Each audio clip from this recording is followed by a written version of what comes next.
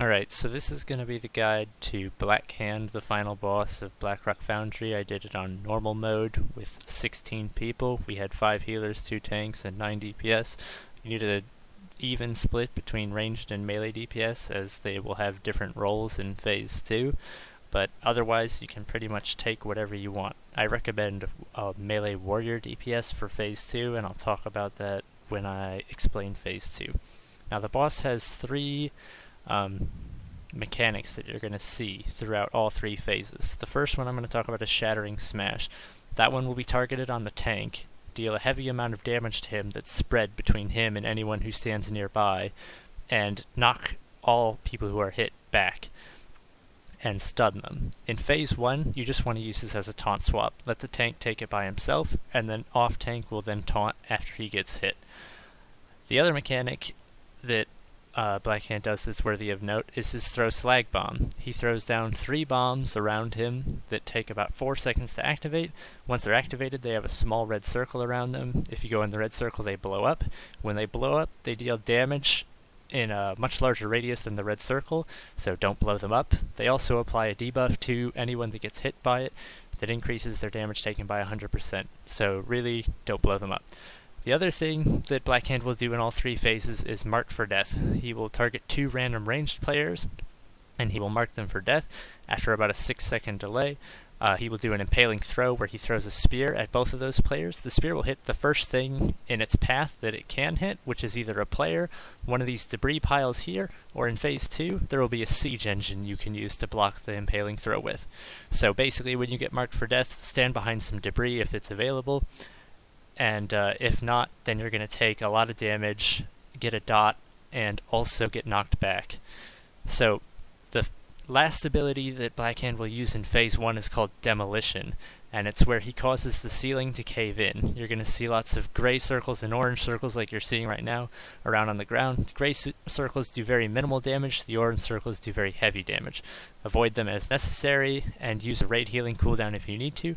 The orange circles also spawn a debris pile after they hit, and these debris piles are what you're going to use to intercept the impaling throw when Blackhand puts mark for death on you. You also want to heal your raid up at the end of Phase 1, because Blackhand deals about 130k damage to everyone when he transitions to Phase 2, as we just did. Now in Phase 2, Blackhand retains his Shattering Smash, Throw Slag Bombs, and Mark for Death abilities. However, he doesn't have his Demolition ability anymore. Instead, you have a Siege Engine that occasionally spawns, fixates on the nearest player to it when it does spawn, and then follows that player trying to do Siege Smash. The Siege Engine will start laying massive fire zones when it gets to 100 energy, so it needs to be destroyed before it can before it reaches 100 energy. The Siege Engine starts with a 99% damage reduction buff, and this can be removed if it gets hit with an impaling throw or a bomb. So it's best to take your impaling throws, run behind the Siege Engine, make Blackhand impaling throw into the Siege Engine, and also whoever is fixated by the Siege Engine should be kiting it over bombs. For 1, to clear the bombs out of the room, and 2, because they do extra damage to the Siege Engine. Shattering Smash in Phase 2 functions to send melee DPS up to the balconies on either side. There's 2 balconies. So the melee need to stand on top of the tank when the boss does Shattering Smash and get thrown up onto the balcony, where they will kill Iron Soldiers who are shooting down AoE damage to random raid members that hits them and anyone within 8 yards for about 10k damage. The damage by itself is pretty minimal, but more and more Iron Soldiers come as the fight goes on, so it builds up if you don't send melee up to the balcony and clear them out at every chance you get. Like I said, Blackhand still continues to throw bombs, which you need to kite the Siege Engine over to destroy, and he still continues to do Mark for Death, which you need to line of sight with the Siege Engine to prevent.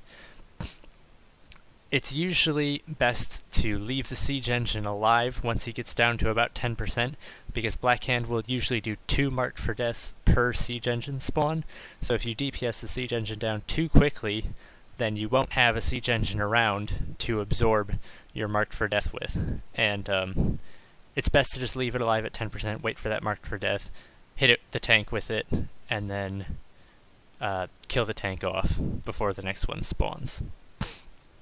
Now, Aside from that, it's best to send warriors up to the balcony in Phase 2, as warriors have victory rush, and they will be getting killing blows on all the iron soldiers, and they can easily keep themselves healed up. When you're on the balcony in Phase 2, you apply a stacking dot that builds up in damage the longer you stay up there, and it doesn't do a lot of damage, so therefore it can pretty easily be mitigated by the healing you get from doing victory rush.